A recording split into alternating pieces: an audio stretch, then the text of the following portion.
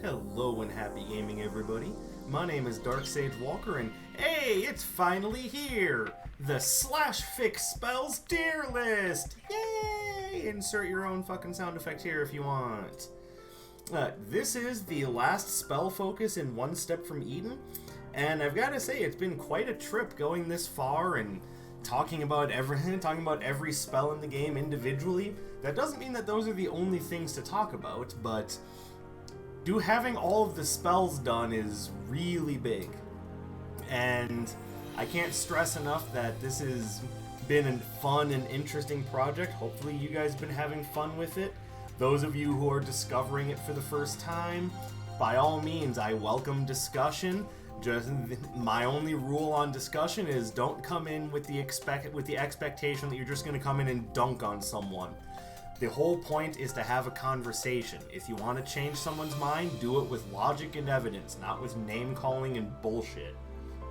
Now, that having been said, let's get into the tier list. My usual rules apply. Everything that I'm talking about will be ranked without necessarily going into...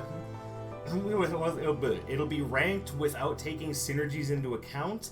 I will be talking about synergies, though, because some of them are important. Yes, Bird? What's up, guys? You have something to say about Slashfik? Is Slashfik about swords, blades, and kunais? Trick question. I already know the answer to that. Alright. So, without further ado, let's get into it. And we'll be starting with Blackout. Sorry, the Sierra Mist just doesn't want to leave me alone. Darken the screen and slash all enemies. This costs 2 mana and does 99 damage. I don't know why 99. Were they looking at the spell going, man, I don't know, 100 damage seems like too much, but we don't want the spell to be underwhelming. I got it, make it 99 damage. Ooh, Frank, you're a genius. But this spell is just an all-encompassing damage-dealing spell. There's nothing necessarily super special about it.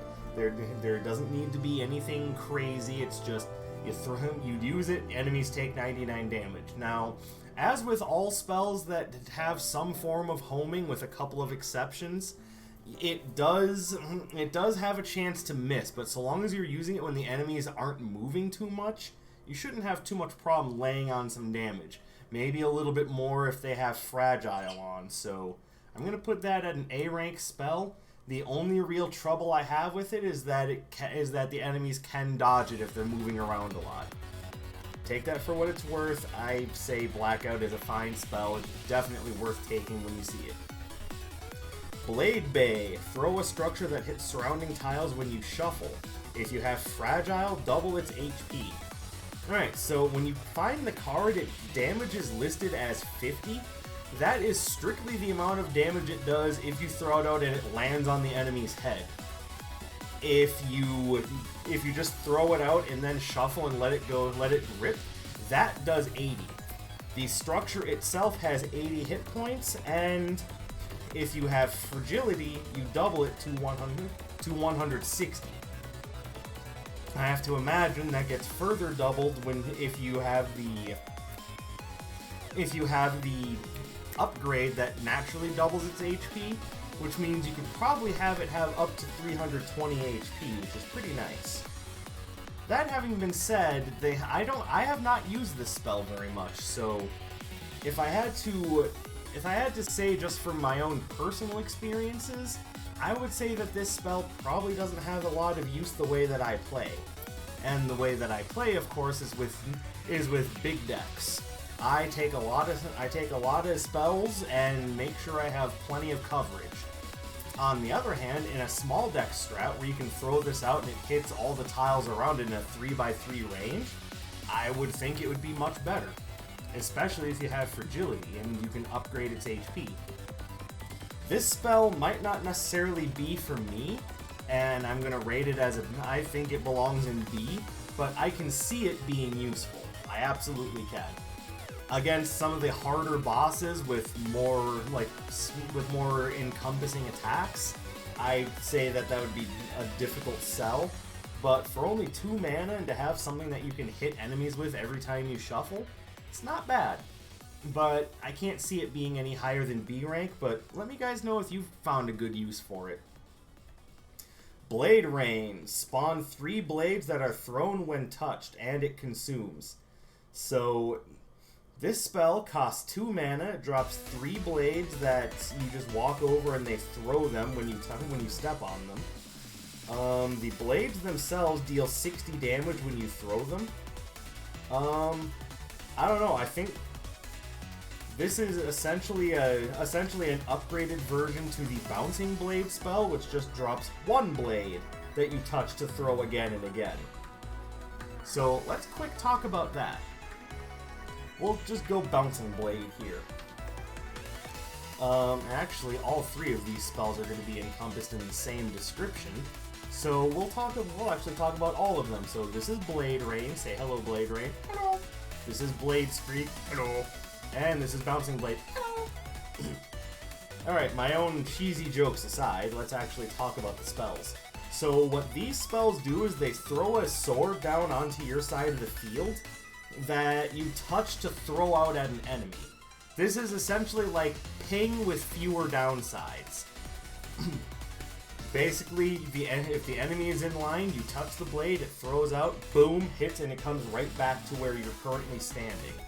It doesn't go back to where it was, it goes to where you're currently standing and then just sits there again. And you can touch the blades and throw them again and again. It's a very interesting sort of archetype to work with. I don't know, it intrigues me, but here's the problem. If you throw the blade out and it doesn't hit anything, it's, again, just gone. Just goes away, like never to be seen again, just whoop, bye-bye. So, I don't know, I have a hard time getting the spell to work properly. I think if you can reliably slow down your enemies or group them in place, then this would be more interesting. Or if you're like right up against someone on the front row, you throw the blade out and it just hits them again and again and again and again. Like, I can see ways to use this spell, especially if you have the upgrade that applies for agility. So I can absolutely see how to use it, but in my mind, I view Bouncing Blade as a spell that's rather inconsistent and hard to use properly. So I'm going to put it there. Now, as for Blade Rain and Blade Screed, so if we were to translate that, Blade Warfare. Blade Rain spawns 3 blades that are thrown, but it consumes. Now, aside from encompassing all of the same problems that we just had with Bouncing Blade, now you have the idea that the spell consumes, but leaves you with 3 swords to work with. Now, in normal fights or really busy fights, that's fine, but in boss battles where much of the difficulty comes in from the game, that's... I don't know, I find it to be... unconventional is not necessarily the word I'm thinking, but it's the first word that comes to mind. I think the word I'm looking for is that it's really... I just said this word too. My brain has not been working right lately. But, yeah, it's just... I don't know.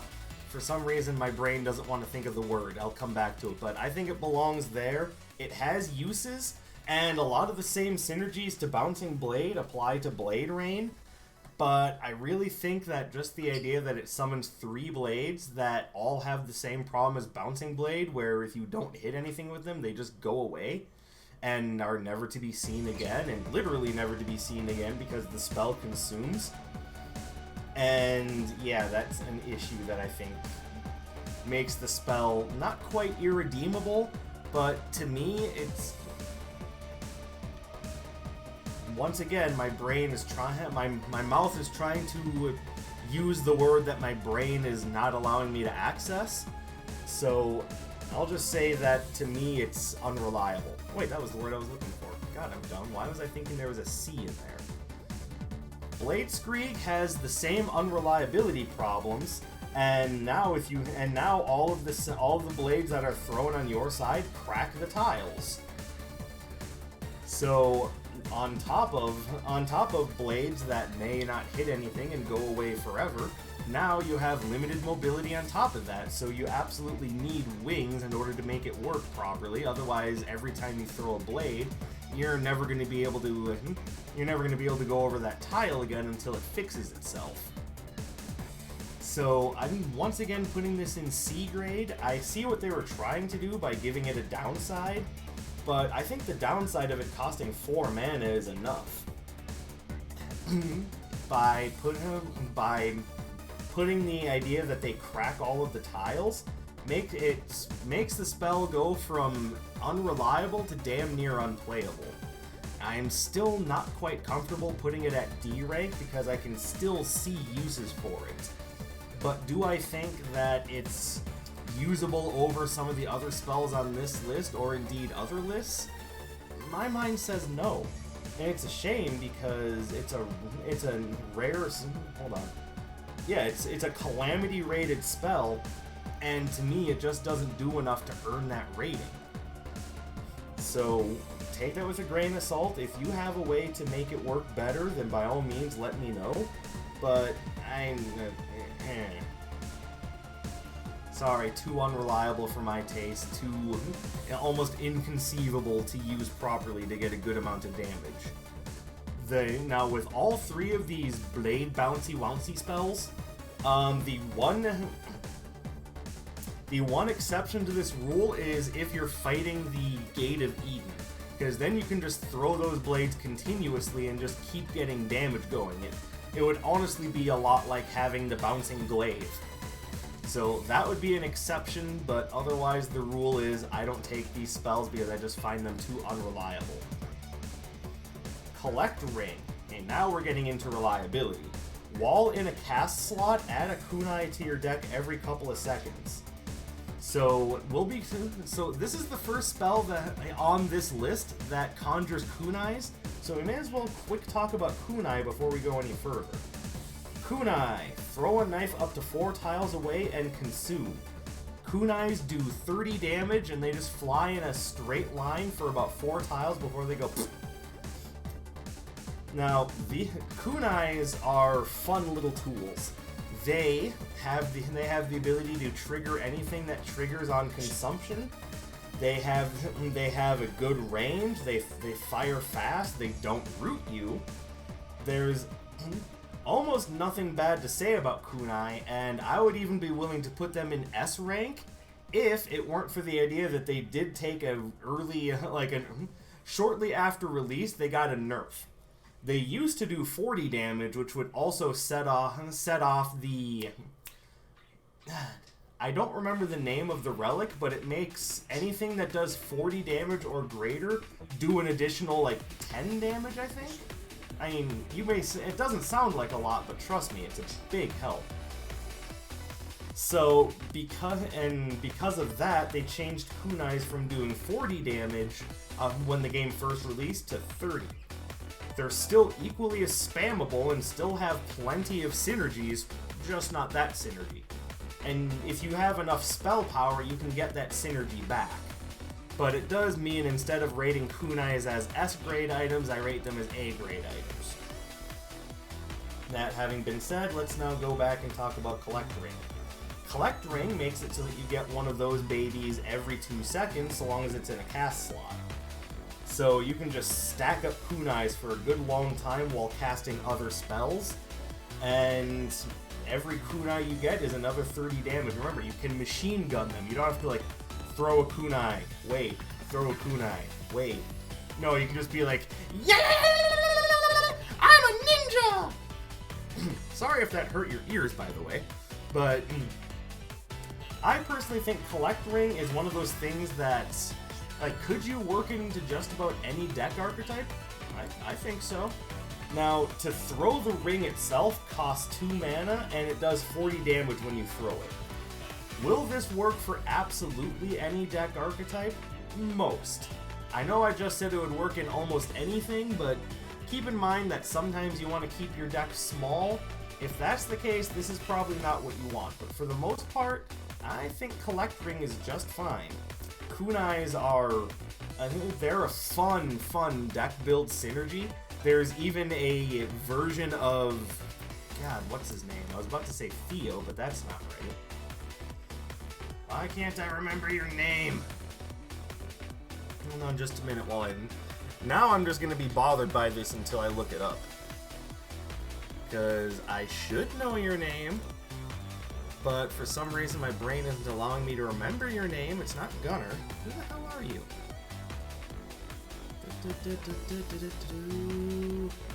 What is your name, sir? I cannot remember. Shiso, that's it. I don't know why I couldn't remember that. But yeah, there's a build of Shiso that's actually centered around kunais and the collection and throwing thereof. You know, this was such a fun deck archetype that the developers decided, you know what? Why don't we design an entire character around it?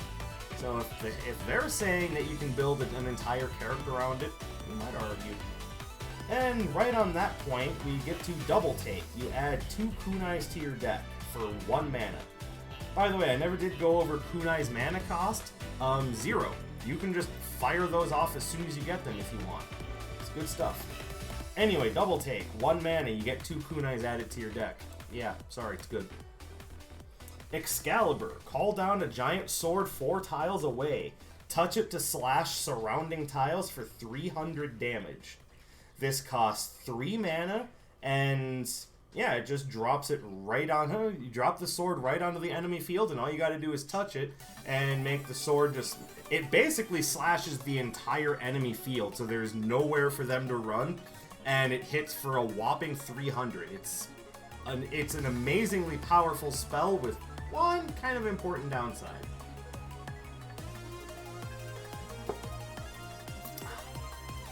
Most characters aren't going to be able to reach the sword. Not unless you have a spell that projects you forward into enemy territory.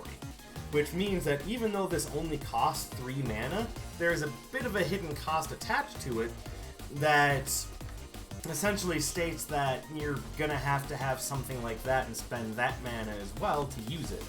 Fortunately, it stays on the enemy side for a while, but yeah, for the most part, you absolutely need one of those spells to use it. So for a Calamity rated... Oh, its attack radius is 5x5, so yeah, there is literally no escaping it. But yeah, you need either Slashfik, or not Slashfik, Step Slash or Step Pierce to use it. The one exception is if you're playing as Celicy, and that's either version of Celicy. Her main weapon just lets her dash forward, which means that if you're playing as her and you find Excalibur, you've pretty much just won.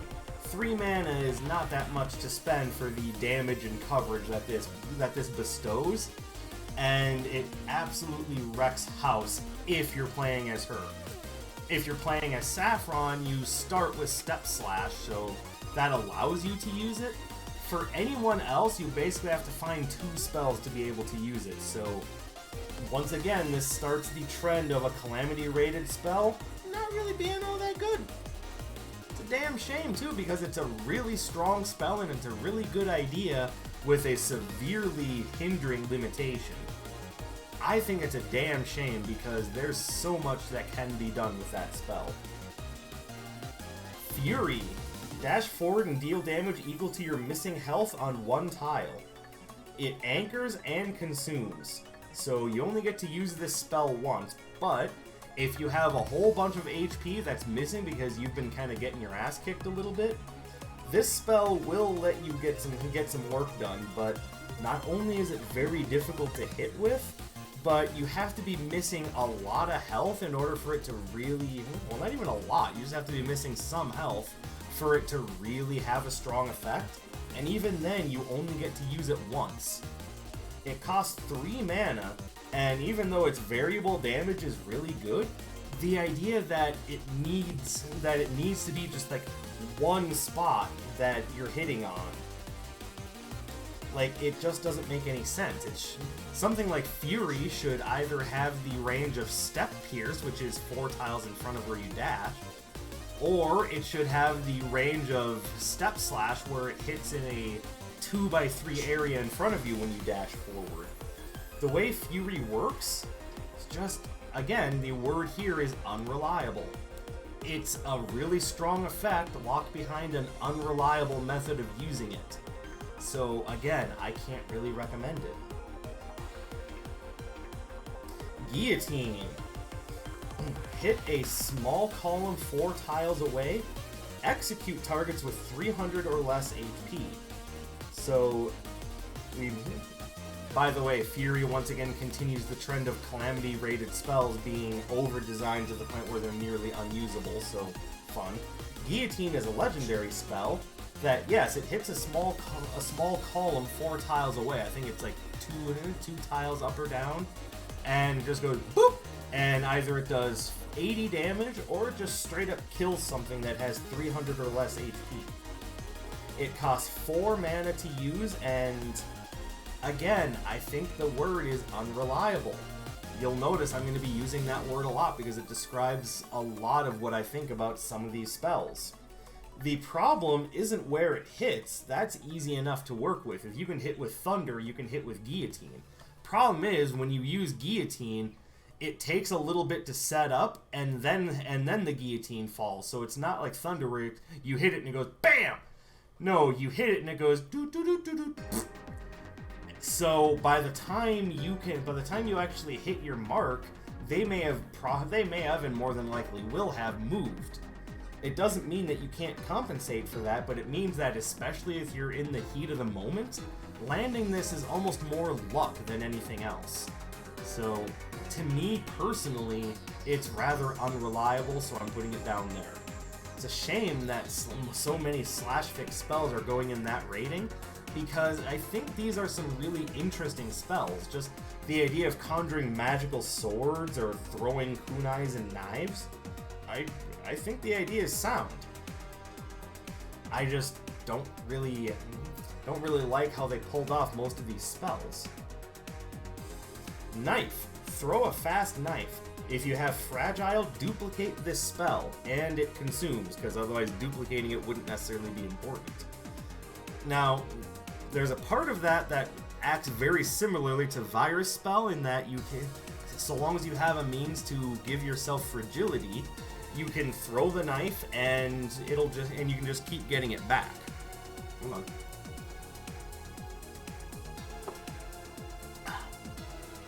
And on top of that, it does 100 damage, which is nothing to laugh at, especially for the 1 mana cost that it has. The need for fragility for it to come back, otherwise it just goes away, is a little bit of a problem though, so I can really only recommend Knife if you just A, need a quick source of damage, or B, have a means by which to give yourself fragility, like either you're playing as Violet, or you have one of the hexes or artifacts that gives you fragility. Otherwise, I can really only call it average. Last Letter. Hit 2 tiles in front. If it's the last spell in your deck, you hit in a Z pattern on the enemy field for 250 damage. Now, this is really interesting because that essentially means that you're hitting 10 of the 16 tiles on your opponent's side of the field for a giant amount of damage. Otherwise, it just hits 2 tiles in front of you for 100 damage. For 3 mana, that's a lot, and having to really put it down as the last spell in your deck in order to use it properly, I don't know about that one. Now, one of the fun builds you could do with this is essentially make it so that this is the only spell in your deck. That could be a lot of fun, or basically make it 2 spells. You make it that and say like a shield spell or something. I don't know, there are ways to make it work, but just for in the course of normal play, I don't know, again, it smells of being average to me. So, I don't know, take it for what it's worth. Life Sword. Hit a 2x3 swath of tiles in front of you and lose 30 max HP and consume. So, I've been thinking about this one. First of all, it is another Calamity rated spell, costs 2 mana, deals 400 damage. This spell can be really stupid if you use it properly, and against opponents like Seraph or Terrible, this can be really effective because in the case of Terrible, she's constantly invading your side of the field for her stupid explosion attack, and Seraph basically makes it so you can go anywhere on the field whenever the hell you want. So this isn't as difficult to use as it seems. As far as the 30 max HP penalty, keep in mind the spell consumes, so it's only happening once per battle, and that's only if you choose to use it. And if you do, there are plenty of ways to get max HP back. That doesn't mean that it's not a hindrance, it means it can be worked around. Now, the huge amount of damage it does is really inspiring, but the idea that it consumes, the idea that it's got a unfortunately limited range, and the idea that it saps away your max HP, I think it all balances out to make it feel very average. It's once again a spell that I would recommend taking if you're playing as Celicy, because she can make good use of that spell, but playing as anyone else and it just comes off as being a little too limiting. Once again, it's a Calamity rated spell that just feels a little underwhelming. Magic Claw. Hit in an X 4 tiles away and applies Fragile. So this costs 2 mana, it deals 60 damage but does it twice, so it's a total of 160 damage, and if you hit with both hits it's a little more than that because you're hitting for 60 and then Fragile's making the X1 hit for 90, so it's actually 150. This spell is really interesting, I find it to be really good, and because it's hitting in an X, it's not just the central tile that you can hit on. You can also hit on some of the cross tile on the tiles diagonal from that because of the X pattern. The idea that it lays fragility, the ease of use. I like Magic Claw. I have very little negative to say about it. Yeah, I'm sorry. I've been putting it there. It applies fragility. It's good. Not just because of fragility, but I mean that's a big selling point. Ragnarok.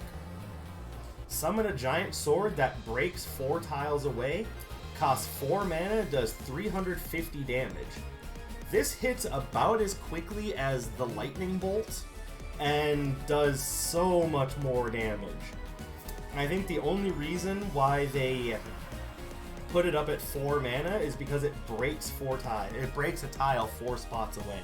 So you can limit your enemy's movement and hit them for a giant amount of damage. The 4 mana is kind of a deal breaker though, because that means very few characters can use this right out of the box. It's like, you know, Solo Saffron and Shopkeeper, and that's about it. Everyone else is going to need a max mana boost to use it. Also, this spell did recently get a buff. It did do 300 damage, which was already pretty acceptable, but they changed it from doing 300 to 350 to make it feel more potent. That's a change I can get behind. I still can't put it at S rank, but it's a spell that if you see it, you're probably going to take it because it's quick and powerful. Scavenge. Add a kunai to your deck for every spell you consumed this battle. Costs 2 mana, and again, it just drops kunais into your deck for every spell you've consumed. So, if you're running a kunai deck, if you're running a jam-focused deck, if you just happen to have a good few cards that consume and you see it and think, why the hell not? This is a fine spell, and finally a Calamity-rated spell that isn't complete garbage. But it does require, well, I guess Life Sword isn't complete garbage either, but you know what I'm saying. But it does require a bit of a synergy in and of itself to even work. You need to have cards that are consuming. So if you have at least a few cards that consume, this is almost an auto take because it just gives you more ammunition to work with. If you have no cards that consume, this is unfortunately absolutely useless. So I think it goes right about there. Its downside is severe, but its upside is just as severe. So What do you do when that comes up? Average. It's average. If you meet the scenario for it, you're gonna take it. If you don't meet the scenario for it, you're gonna ignore it. Pretty much as simple as that. Step Pierce. Dash forward, hitting 4 tiles, removes shield from target, and anchors. Now, this and Step Slash kind of cover the same basic principle, so we might as well talk about both of them. So, starting with Step Slash, you step forward 4 tiles, so boop, boop, boop, boop, and then it hits in a 2x3 area, so and that hits for 80 damage. Now, the positive sides of both of these spells is that they dart you forward, which means you can use it to dodge attacks, which I think is really helpful. And whereas Step Slash hits in a nice wide area, making it easy to dole out that 80 damage, Step Pierce is harder to hit with, but has the upside of removing shields. Now, one more thing I want to talk about with these spells, and it's going to be about Step Slash in particular, but I think it might apply to Step Pierce as well, I don't know, is that there is an upgrade that seems to apply specifically to Step Slash, and kind of why it makes me think that there's one for Step Pierce, that makes it so that you do about 1/3 less damage, but you hit 3 times. So it changes the overall damage from 80 to 32, but hitting 2 more times, means that it does 96 damage in total.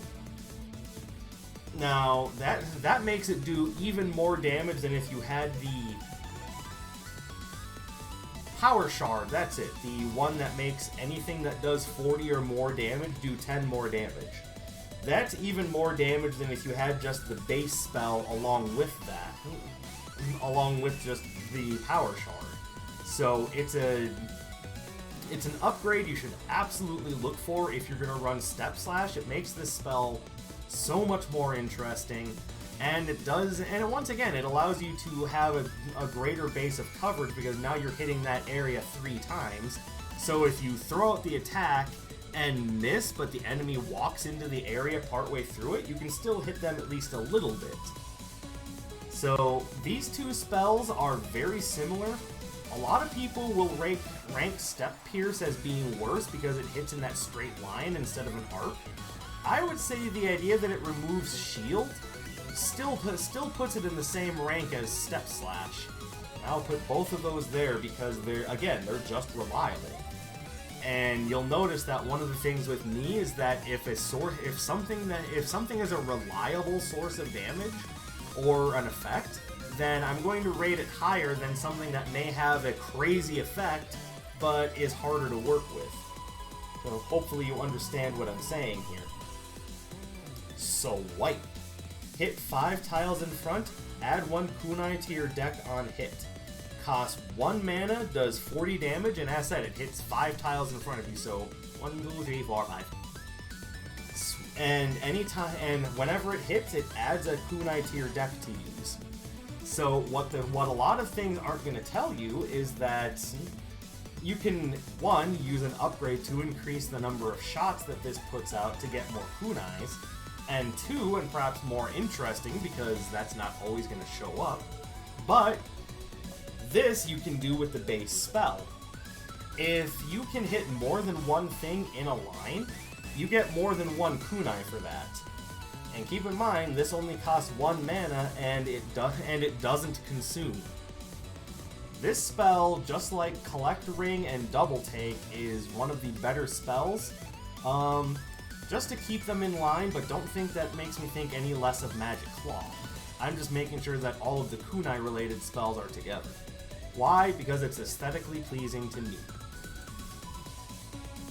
So again, keep that in mind. If you can hit more than 1 thing in a line, just like with Shield Beam, where you can hit more than 1 thing in a line and get more shield for it, you can hit more than 1 thing in a line with Swipe and get multiple kunais for it. Vivisection. Fire 3 knives from behind. Can hit self. It costs 1 mana, does 100 damage, and hits 3 times. Do I really need to tell you what I think about a spell that you can use to damage yourself for potentially up to 300 damage? The idea, obviously, is to throw out the spell and then quickly move, but that, in and of itself, makes it so that you're not focused on hitting the enemy with it because you're so worried about hitting yourself with it. This spell is perhaps the only D-rated Slashfik spell, and for a good reason. That spell is actually detrimental to yourself. I cannot recommend taking it at all. Do so at your own risk, but I would say that's one spell that you just need to ignore. Vivisection, as I said, it's the only D-rated Slashfik spell, and that's because it's the only one that I feel is actually detrimental. Everything else is either... well, no. Bladeskrieg is also detrimental, but... I don't know, does that mean that I should put it down at D rank? I don't know, I'm going to leave it where it is, and you guys can let me know in the comments whether or not you think Bladeskrieg belongs in D rank, or if I should leave it where it is. I think at the very least what I can do is put it down here. Put it at the lowest possible C rank and say maybe it counts as D rank. Maybe it is another garbage spell. And lastly, we have Warpath. This is another Calamity spell that I quite like. Slash every tile in front. If you have Fragile, teleport targets in front of you. And, of course, Anchor, because you're doing the move forward thing. Here's what it's not telling you about the spell. Every step forward you do creates another slash. So it says that there's one, that it only has one shot, but it is hitting multiple times. The downside is that it costs 5 mana.